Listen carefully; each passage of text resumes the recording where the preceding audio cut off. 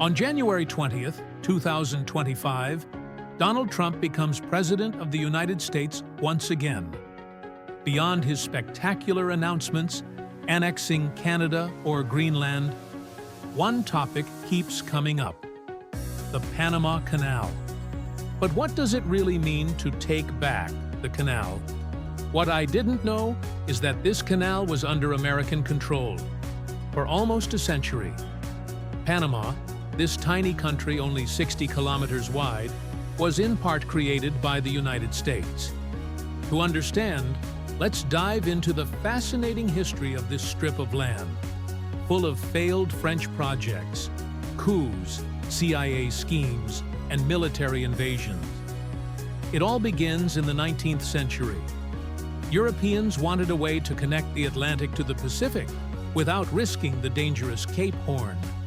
Lucien Bonaparte Wise, Napoleon's great-nephew, thought he had a solution: Panama. At the time, it wasn't an independent country, but a province of Colombia.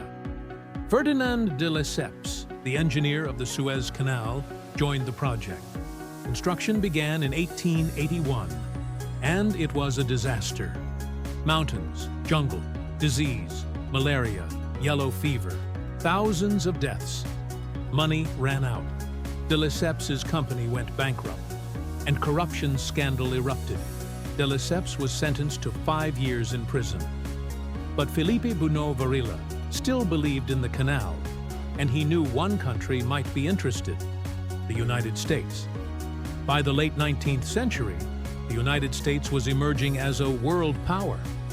After annexing Texas, Florida, and conquering Cuba and Puerto Rico, they needed a canal to link the Atlantic and Pacific. At first, they preferred Nicaragua, but Bunau Varilla arrived in Washington in 1900 and promoted the advantages of Panama. He charmed Theodore Roosevelt and convinced Congress using stamps showing erupting volcanoes. On June 19, 1902, the Panamanian project was chosen. Problem: Colombia refused to give up the territory. American solution: a coup. In 1903, Panamanian rebels rose up. The U.S. fleet blocked Colombian troops.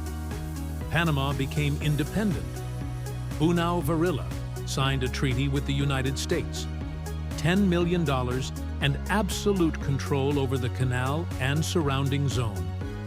Construction resumed in 1904, and on August 15, 1914, the canal opened.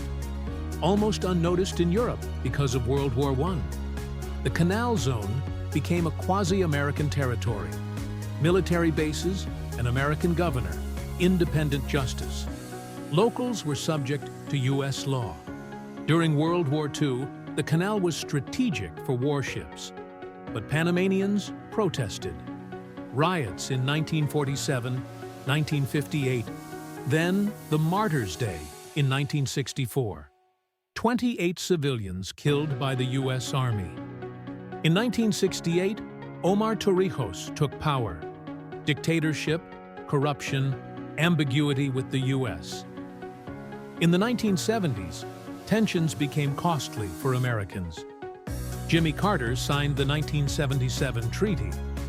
The canal would be gradually handed over to Panama by 1999. But the situation got complicated. Manuel Noriega, a former CIA ally, became the master of Panama. Drug trafficking, corruption, alliances with Pablo Escobar. The DEA got fed up. Washington panicked. In 1989, elections were rigged. Noriega canceled the results. George Bush Sr. decided to act. On December 20th, 1989, Operation Just Cause, 45,000 U.S. soldiers invaded Panama. Noriega hid in the Vatican embassy. The Americans made noise. AC/DC, Guns N' Roses blasting. After 14 days, Noriega was captured and extradited to the United States. In 1999, the canal was finally returned to Panama. But the story doesn't end there. In recent years, China has invested heavily in the canal. For Washington, it's a threat. On January 20th, 2025, Donald Trump is re-elected. He threatens to take back the canal if Panama continues to cooperate with Beijing. For now, diplomacy works. Panama agrees to negotiate. But the message is clear. The United States still considers the canal a strategic zone. Nearly a century after its creation, the canal continues to shape history. It tells the story of a small country shaped by great powers, failed French projects, coups, and military invasions. In the game of world powers, nothing is ever truly finished. If this story fascinated you, subscribe to discover more gripping tales where geopolitics, conspiracies, and power collide.